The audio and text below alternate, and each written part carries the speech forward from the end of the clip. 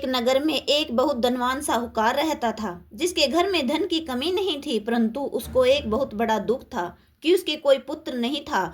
वह इसी चिंता में दिन रात लगा रहता था। वह पुत्र की कामना के लिए प्रत्येक सोमवार को शिव जी का व्रत और पूजन किया करता था तथा सायंकाल को शिव मंदिर में जाकर शिव जी के सामने दीपक जलाया करता था। उसके इस भक्ति भाव को देखकर एक समय माता पार्वती जी ने शिव जी महाराज से कहा कि हे महाराज, यह साहूकार आपका अनन्य भक्त है और सदैव आपका व्रत और पूजन बड़ी श्रद्धा से करता है।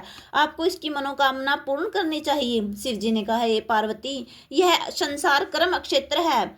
जैसे किसान खेत में जैसा बीज बोता है वैसा ही फल काटता है, उसी तरह मनुष्य इस संसार में जैसा कर्म करता है वैसा ही फल भोगते हैं। पार्वती जी ने अत्यंत आग्रह से कहा, महाराज, जब यह आपका अनन्य भक्त है और इसको अगर किसी प्रकार का दुख है तो आपको अवश्य दूर करना चाहिए, क्योंकि आप सदैव अपने भक्तों पर दयालु होते हैं और उनके दुख को दूर करते हैं। यदि आप ऐसा नहीं करेंगे तो मनुष्य आपकी सेवा तथा व्रत क्यों करेंगे। पार्वती जी का ऐसा आग्रह देखकर शिव जी महाराज कहने लगे, हे पार्वती, इसके कोई पुत्र नहीं है, इसी चिंता में है, अति दुखी रहता है। इसके भाग्य में पुत्र न होते पर भी मैं इसको पुत्र की प्राप्ति का वर देता हूँ, परंतु यह पुत्र केवल 12 वर्ष तक जीवित रहेगा। इसके पश्चात वह मृत्यु को प्राप्त हो जाएगा। इससे अधिक मैं और कुछ इसके लिए नहीं कर सकता। यह सब बातें साहूकार सुन रहा था। इससे उसको न कुछ प्रसन्नता हुई और न ही कुछ दुख हुआ। वह पहले जैसे ही शिव जी महाराज का व्रत और पूजन करता रहा। कुछ काल व्यतीत हो जाने पर साहूकार की स्त्री गर्भवती हुई और 10वें महीने में उसके गर्भ में अति सुंदर पुत्र की प्राप्ति हुई। साहूकार के घर में बहुत खुशी मनाई गई, परंतु साहूकार ने उसकी केवल 12 वर्ष की आयु जानकर अधिक प्रसन्नता प्रकट नहीं की और न ही किसी को भेद ही बताया। जब वह बालक 11 वर्ष का हो गया तो उस बालक की माता ने उसके पिता से विवाह आदि के लिए कहा, तो वह साहूकार कहने लगा कि अभी मैं इसका विवाह नहीं करूंगा, अपने पुत्र को काशी जी पढ़ने के लिए भेजूंगा। फिर साहूकार ने अपने साले अर्थात बालक के मामा को बुलाकर उसको बहुत सा धन देकर कहा, तुम इस बालक को काशी जी पढ़ने के लिए ले जाओ और रास्ते में जिस स्थान पर भी जाओ यज्ञ और ब्राह्मणों को भोजन कराते जाओ। वह दोनों मामा भांजे यज्ञ करते और ब्राह्मणों को भोजन कराते जा रहे थे। रास्ते में उनको एक शहर पड़ा। उस शहर में राजा की कन्या का विवाह था और दूसरे राजा का लड़का जो विवाह कराने के लिए बारात लेकर आया था वह एक आंख से काना था। उसके पिता को इस बात की बड़ी चिंता थी कि कहीं वर को देखकर कन्या के माता पिता विवाह में किसी प्रकार की अड़चन पैदा न कर दें। इस कारण जब उसे अति सुंदर सेठ के लड़के को देखा तो मन में विचार किया कि क्यों न दरवाजे के सामने इस लड़के से वर का काम चलाया जाए।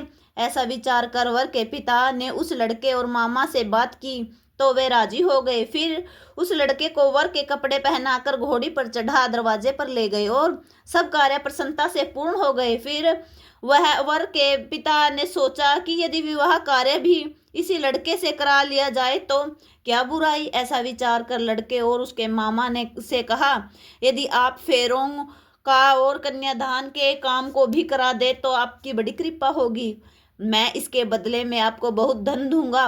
तो उन्होंने स्वीकार कर लिया और विवाह कार्य भी बहुत अच्छी तरह से संपन्न हो गया। परंतु जिस समय लड़का जाने लगा तो उसके राजकुमारी की चुंदरी के पल्ले पर लिख दिया कि तेरा विवाह तो मेरे साथ हुआ था, परंतु जिस राजकुमार के साथ तुमको भेजेंगे वह एक आंख से काना है।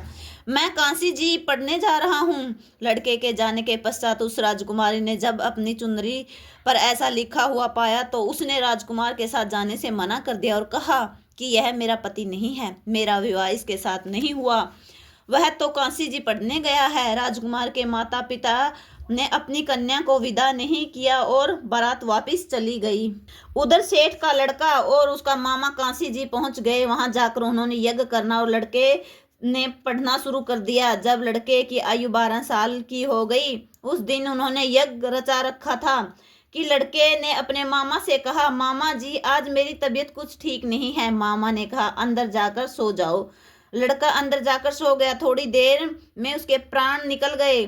जब उसके मामा ने आकर देखा कि वह मुर्दा पड़ा है तो उसको बड़ा दुख हुआ और उसने सोचा कि अगर मैं अभी रोना पीटना मचा दूंगा तो यज्ञ का कार्य अधूरा रह जाएगा। अतः उसने जल्दी से यज्ञ का कार्य समाप्त कर ब्राह्मणों के जाने के बाद रोना पीटना आरंभ कर दिया। संयोगवश उसी समय से पार्वती जी उधर से जा रहे थे। जब उन्होंने जोर जोर से रोने की आवाज सुनी तो पार्वती जी ने कहने लगी, महाराज कोई दुखिया रो रहा है, इसके कष्ट को दूर कीजिए। तब से पार्वती ने पास जाकर देखा तो वहां एक लड़का मुर्दा पड़ा था। पार्वती जी ने कहा, महाराज यह तो उसी सेठ का लड़का है जो आपके वरदान से हुआ था। शिव जी कहने लगे, हे पार्वती, इसकी आयु इतनी ही थी, वह यह भोग चुका है। तब पार्वती ने कहा, हे महाराज, इस बालक को और आयु दो, नहीं तो इसके माता पिता तड़प तड़प कर मर जाएंगे। पार्वती जी के बार बार आग्रह करने पर शिव जी ने उसको जीवन वरदान दिया और शिव जी महाराज की कृपा से लड़का जीवित हो गया। शिव जी और पार्वती कैलाश पर्वत को गए। तब वह लड़का और मामा उसी प्रकार यज्ञ करते तथा ब्राह्मणों को भोजन कराते समय अपने घर की ओर चल पड़े। रास्ते में उसी शहर में आए जहां उसका विवाह हुआ था। वहां पर आकर उन्होंने यज्ञ आरंभ कर दिया तो उस लड़के के ससुर ने उसको पहचान लिया और अपने महल में ले जाकर उसकी बड़ी खातिर की, साथ ही बहुत से दास दासियां सहित आदर पूर्वक लड़की और जमाई को विदा किया। जब वह अपने शहर के निकट आया तो मामा ने कहा, मैं पहले तुम्हारे घर जाकर खबर कराता हूँ। जब उस लड़के के मामा घर पहुंचा तो लड़के के माता पिता घर की छत पर बैठे थे और ये प्रण कर रखा था कि यदि हमारा पुत्र सकुशल लौट आया तो वह राजी खुशी नीचे आ जाएंगे, नहीं तो छत से गिरकर अपने प्राण खो देंगे। इतने में उस लड़के के मामा ने आकर यह समाचार दिया कि आपका पुत्र आ गया।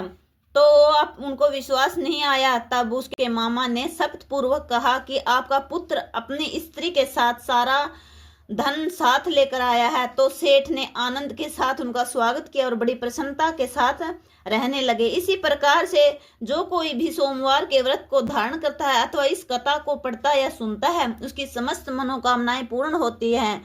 बोल शंकर भगवान की जय।